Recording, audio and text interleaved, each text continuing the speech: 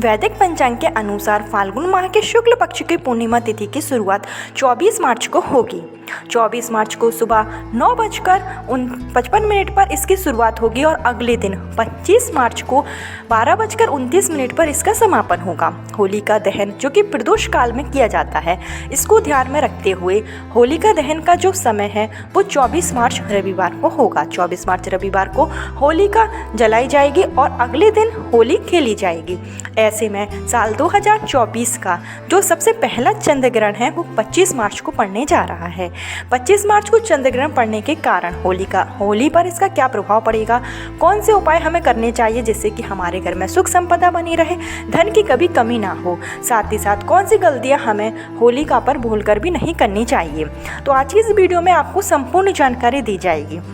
लेकिन आगे वीडियो शुरू करने से पहले हमेशा की तरह आपसे मेरा निवेदन है कि अगर अभी तक आपने मेरा चैनल छोटी बहू डेली टिप्स को सब्सक्राइब नहीं किया है तो चैनल को सब्सक्राइब जरूर कर लीजिए। वीडियो पसंद आए तो लाइक कीजिए और ऐसे ही जानकारी अपने दोस्तों और रिश्तेदारों में शेयर जरूर कीजिए। चलिए सबसे पहले बात कर लेते हैं उन गलतियों की जो हमें होली वाले दिन भूलकर भी नहीं करना है। श्री हरि विष्णु के प्रिय भक्त प्रहलाद की रक्षा के लिए जब विष्णु जी ने नरसिंह का अवतार लिया था तभी से होली दहन का त्यौहार मनाया जाता है।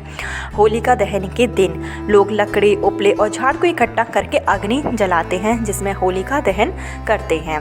ऐसे में होलिका दहन का जो दिन होता है वो बुराई पर अच्छाई का जीत होता है। ऐसे में हमें ये गलतियां नहीं करनी चाहिए, नहीं तो धनवान को भी कंगाल बना सकती हैं। पहले कि अगर आप किसी को भी उधार पैसा देने की सोच रहे हैं या लेने की सोच रहे हैं और आपसे किसी ने उसी दिन होलिका दहन के दिन अगर पैसा मांगा है तो कितनी भी बड़ी मुसीबत हो, लेकिन आप कोशिश यही करिए कि आज के दिन आप किसी को भी पैसा उधार ना दें और ना लें। पैसों का लेन देन देना आज के लिए शुभ नहीं माना जाता है। ऐसे में हमारे बने बनाए काम अटक जाते हैं और माँ लक्ष्मी रुष्ट हो जाती है। तो भूल कर भी आप यह गलती ना करें, किसी को भी पैसा ना उधार दें और ना पैसा उधार लें। दूसरा कि जिन लोगों की नई शादी हुई है उन महिलाओं को, नवविवाहित महिलाओं को भूल कर भी होलिका दहन की पूजा न करनी चाहिए और ना ही देखनी चाहिए। जिन लोगों के एक पुत्र है, जिन लोगों के एक ही संतान है, उनको भी होलिका के दहन की पूजा न करनी चाहिए और ना ही देखनी चाहिए। किसी भी घर में सास और बहू को एक साथ होलिका दहन की पूजा नहीं करनी चाहिए। अगर जिस घर में सास और बहू एक साथ होलिका दहन की पूजा करती हैं तो उनके रिश्ते में खट्टास आ जाती है, उनमें मतभेद हो जाता है। तो घर के जो बुजुर्ग हैं वही होलिका दहन की पूजा करें और अगर बहू पूजा कर रही है तो सास ना करें। यह हमारे वैदिक शास्त्र में बताया गया है। तो ये जो छोटी छोटी गलतियां थीं, साथ ही साथ आपको आज के दिन तामसिक पूजन नहीं करना है। यह जो दिन है वो बहुत ही शुभ दिन है, तो इस दिन पर आप यह गलतियां आज के दिन आपको अपनी माता से अपशब्द नहीं बोलना है। आपको यही कोशिश करनी है कि भूल कर भी आज आप किसी को गलत भाव से कुछ भी ना बोले, ना ही आप गलत तरीके से किसी को कुछ कहें। नहीं तो ऐसा इस दिन का जो प्रभाव होता है वो सीधा आपके ऊपर पड़ेगा, आपकी राशि पर पड़ेगा। तो भूल कर भी आज के दिन आपको गलत शब्दों का इस्तेमाल नहीं करना है। चलिए बताते हैं कि आपको ऐसे कौन से उपाय करना है जो आपको धनवान बना सकते हैं। अगर आपके घर में सुख संपदा की कमी है, दरिद्रता वास कर चुकी है, तो होलिका दहन के दिन आप दरिद्रता का दहन भी कर सकते हैं कुछ सरल से उपाय कर। अगर आपके घर में कलह का माहौल है, आपस में लोगों की नहीं बनती है, एक दूसरे में मतभेद हो चुका है, तो आप इस कलह को दूर करने के लिए आपको होलिका दहन की जो राख है, थोड़ी सी होलिका दहन की राख को थोड़ी सी आप ले लीजिए और उसको आपको लाल कलर के कपड़े में बांधकर अपने घर में कहीं ऐसी जगह पर रख देना है जहाँ पर घर के और लोगों की दृष्टि ना पड़े। और यह उपाय करते समय आपको किसी को भी बताना नहीं है। अगर आप ऐसा करते हैं तो आपके घर में जो लड़ाई झगड़ा है वो होना बंद हो जाते हैं, लोगों के रिश्ते सुधर जाते हैं, साथ ही साथ जो आपसी मतभेद था वो भी दूर हो जाता है और आपके घर में माँ लक्ष्मी आना शुरू हो जाती है। तो होलिका दहन की जो राख होती है उसका यह उपाय आपको जरूर करना चाहिए। दूसरा उपाय, अगर आपके पास बिल्कुल भी पैसा नहीं रुकता है, आपके घर में दरिद्रता बिल्कुल तरीके से आ चुकी है, आप कई उपाय कर चुके हैं लेकिन आपका कर्जा मुक्ति आपको नहीं मिल रही है, तो कर्जा मुक्ति के लिए आप यह उपाय जरूर करिए।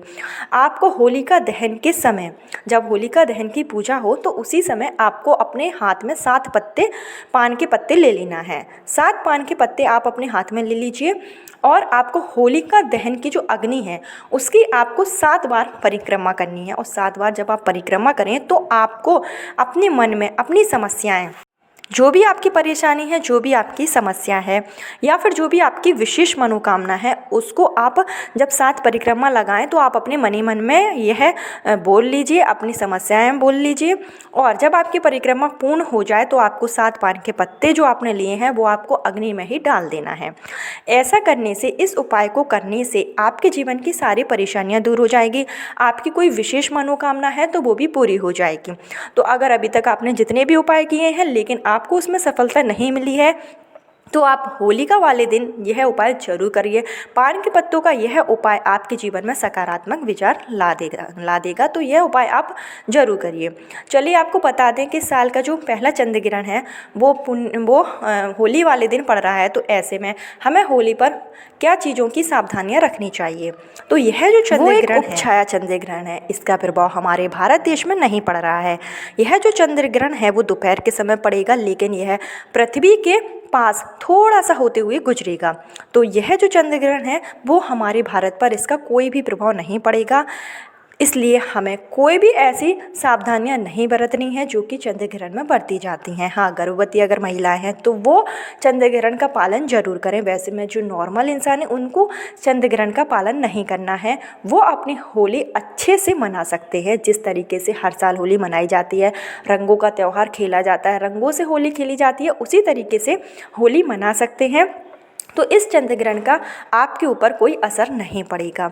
तो यह एक छोटी सी जानकारी थी। अगर आपको वीडियो पसंद आई हो तो लाइक कीजिए, चैनल पर पहली बार है तो सब्सक्राइब कीजिए और कमेंट बॉक्स में हैप्पी होली जरूर लिखिए। कल फिर मिलती हूँ नए वीडियो के साथ। जब तक के लिए राधे राधे।